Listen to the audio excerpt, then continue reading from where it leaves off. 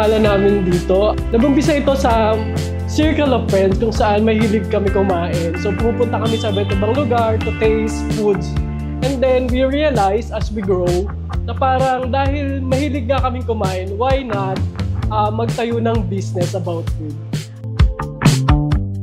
Best seller talaga namin ay yung tinatawag naming Easter pudding. Lagi siyang binibili dahil masarap siya at iniisip ng mga tao talaga banana siya pero bread lang siya.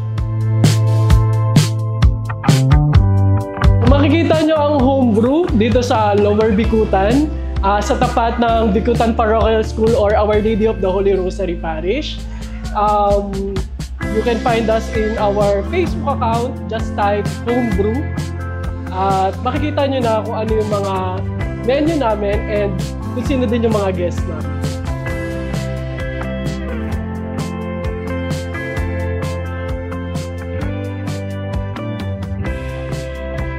Think big, Taguig!